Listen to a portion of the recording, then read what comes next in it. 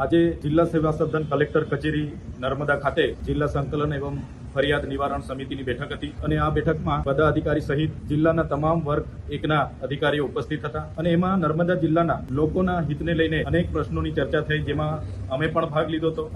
જે પ્રકારે અમે ભાગ લીધો એમાં નર્મદા જિલ્લામાં જે પોષણ સુવિધા યોજના અંતર્ગત જે આંગણવાડીમાં મેનુ કયા પ્રકારનું છે એ બાબતનો પ્રશ્ન હતો. ત્યારે એ મેનુ અને એક વિદ્યાર્થી દીઠ, એક બાળક દીઠ કેટલી રકમ સરકાર દ્વારા આપવામાં આવે છે, તો 25 રૂપિયા જેટલી રકમ આપવામાં આવે છે અને એના જે મેનુ પ્રમાણે એના જે દર અઠવાડિયે એમને પીરસવાનું હોય છે એ બાબતની અને એમના જે ફૂડ બિલ છેલ્લા 3 થી 4 મહિનાથી પેન્ડિંગ છે એને સત્વરે એનું નિરાકરણ આવે એવી વાત કરી છે. એની ગ્રાન્ટ હાલમાં નથી, ગ્રાન્ટ આવે એના ચૂકવણા થશે એવું જણાવવામાં આવ્યું છે. એ પ્રકારે નર્મદા જિલ્લામાં એને ખેતીની જમીન કેટલી એને કરવામાં આવી છે, એમાં 73 એની કેટલી એને અને વેચાણ કરવામાં આવી છે એ બાબતની પણ આજે ચર્ચા થઈ છે. એ પ્રકારે નર્મદા જિલ્લામાં આદિમ જૂથના વર્ગ પર જે આવાસની યોજના છે એમાં આવાસની યોજના પૂર્ણ થઈ છે, પણ અમુક નાના મોટા દરવાજા બારીના કામના લીધે ત્રીજો હપ્તો બાકી છે. તો એની પણ માન્ય નિયામકશ્રીએ કીધું છે કે માર્ચ એન્ડિંગ સુધીમાં એમને પણ ત્રીજા હપ્તા પણ ચૂકવણા કરવામાં આવશે. એ પ્રકારે પ્રધાનમંત્રી આવાસમાં ત્રીજો અને ચોથો હપ્તો જે બાકી છે, તો જેટલા પણ લોકોના પૂર્ણ થયા છે એમને પણ ત્રીજો અને ચોથો હપ્તો ચૂકવવામાં આવશે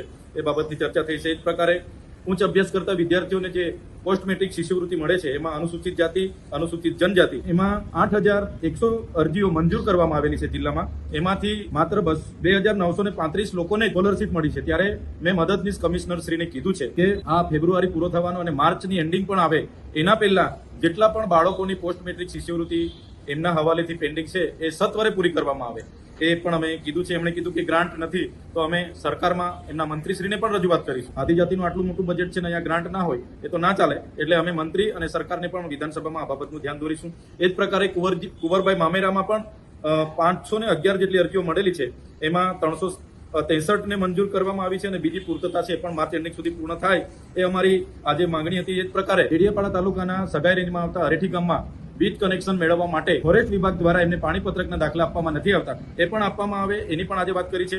વન વિભાગનું જેટલું પણ કામ હોય, એ ચાહે વન તલાવડી હોય, એ ચાહે વૃક્ષારોપણ હોય, વનીકરણ હોય, એમાં મશીનરીની જગ્યાએ માનવીઓને જ્યાં પણ માણસો છે એમને રોજગારી પૂરી પાડવામાં આવે એની પણ આજે ડીસીએફ સાહેબ સાથે ચર્ચા થઈ છે. એ પ્રકારે જે ખામથી ગાળદા, ડેડિયાપાડાથી ચિગદા, શંભુનગરથી ડેડિયાપાડા, ડેડિયાપાડાથી માલસામોટ રોડ પરના બ્રિજો અને ફુલસરથી દુથર જે વન વિભાગ દ્વારા કામો અટકાવવામાં આવ્યા છે એમને પણ 2 દિવસની અંદર ચાલુ કરવામાં આવશે એવી માન્ય ડીસીએફ શ્રી દ્વારા અમને બાહેધરી આપવામાં આવી છે. નર્મદા જિલ્લાના વિકાસ માટેના એમના કોઈ યોજનાકીય રીતે જે પણ કામો અધૂરા છે, અટકેલા છે, માર્ચની અંતિમ સુધીમાં બધા પૂર્ણ થાય એ પ્રકારની રજૂઆત અમે જિલ્લાના વહીવટી તંત્રને આજે સંકલન બેઠકમાં કરી છે. ધન્યવાદ.